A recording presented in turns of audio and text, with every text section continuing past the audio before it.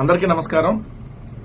ఆంధ్రప్రదేశ్ రాష్ట్రంలో చంద్రబాబు నాయుడు గారి కూటమి ప్రభుత్వం అధికారంలోకి వచ్చిన తర్వాత కక్ష సాధింపులో భాగంగా, అరాచకంలో భాగంగా ఏదైతే ఈ రెడ్ బుక్ అనేటటువంటి ఒక పిచ్చి కుక్కని ఎలా పడితే అలా వదిలేసి ఇష్టానురీతిలో వైఎస్ఆర్ కాంగ్రెస్ పార్టీ నాయకుల మీద దాడులు, హెచ్చరికలు, ఏదైతే ఆస్తుల విధ్వంసం, ఏదైతే అరెస్టులు, ఏదైతే వాళ్ళని కొంతమంది అయితే హత్య చేయించడం, ఇవన్నీ మనం 9 నెలలుగా దాదాపుగా చూస్తా ఉన్నాం. దానిలో భాగంగా ఈరోజు మరొక అక్రమ అరెస్టు జరిగింది.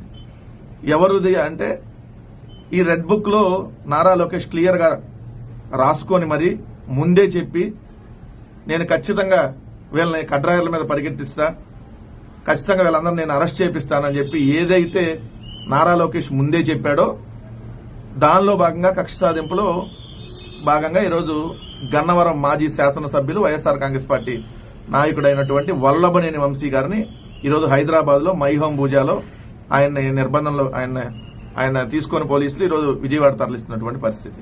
అంటే ఆయన అరెస్ట్ చేసి ఎంత తప్పుడు కేసు అంటే ఆల్రెడీ 2 రోజుల క్రితం అదే వ్యక్తి ఎవరైతే సత్యవర్ధన్ అనేటటువంటి తెలుగుదేశం పార్టీకి సంబంధించినటువంటి గన్నవరం ఆఫీసులో కంప్యూటర్ ఆపరేటర్ గా పనిచేస్తున్న ముదునూరి సత్యవర్ధన్, అతని చేత ఆల్రెడీ ఎస్సీ ఎస్టీ కేసు పోలీసులు ఆయన ఫిర్యాదు చేశాడని చెప్పేసి ఆయన చేత ఎస్సీ ఎస్టీ కేసు పెట్టించినటువంటి సందర్భంలో ఆయన న్యాయమూర్తి గారి దగ్గరికి వెళ్లి ఆయన స్వయంగా ఆయన హాజరయ్యి, సార్ అసలు నాకు సంబంధం లేదు, నేను ఆ రోజు ఆ గన్నవరం ఆఫీసులో దాడి జరుగుతున్నప్పుడు నేను లేను అక్కడ, వైఎస్ఆర్ కాంగ్రెస్ పార్టీ నాయకులు నన్ను దూషించడం ఏంటి అని చెప్పి ఆయన కేసును విత్డ్రా చేసుకున్నాడు.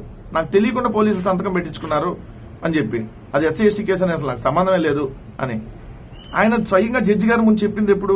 మొన్న 10వ తారీఖు ఆయన చెప్పాడు. ఇవాళ 2 రోజులు కూడా కాలేదు, 11వ తారీఖు అన్ని పత్రికల్లో వచ్చింది.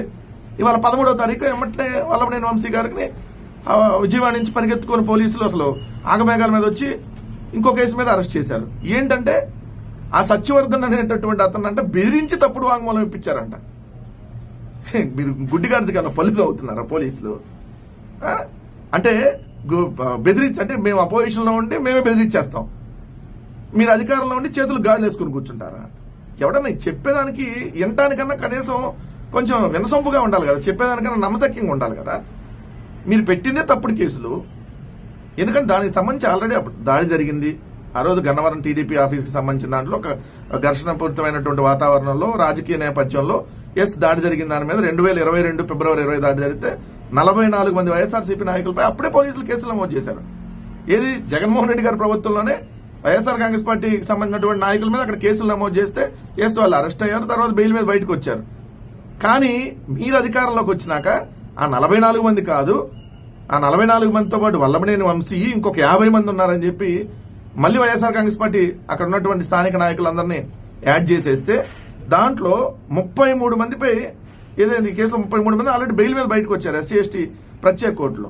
అసలు మీరు పెట్టిన కేసు ఏంటి? అక్కడ కంప్యూటర్ ఆపరేటర్ గా ఉన్నటువంటి ముదునూరు సత్యవర్ధన్ అంటే ఎస్సీ ఎస్టీ అని దూషించారని చెప్పి ఆయన వెళ్ళి జడ్జి గారి ముందు చెప్పాడు, సార్ నేను అసలు ఆ సీన్లోనే లేను, ఆ ఆఫీస్లోనే లేను, ఆ రోజు నన్ను వైఎస్ఆర్సీపీ వాళ్ళు దూషించడం అని చెప్పి ఆయన వెళ్ళి న్యాయమూర్తి గారి దగ్గరికి వెళ్ళి నేను వెనక్కి తీసుకుంటా అని చెప్పి అఫిడవిట్ సమర్పించినాక ఇమీడియట్ గా ఒక్క రోజులోనే మళ్ళీ ఆయన్ని బెదిరించేసి ఏదైతే వాంగ్మూలం ఇప్పించారని చెప్పి పోలీసులు ఒక తప్పుడు కేసు నమోదు చేసి అరెస్ట్ చేయటం.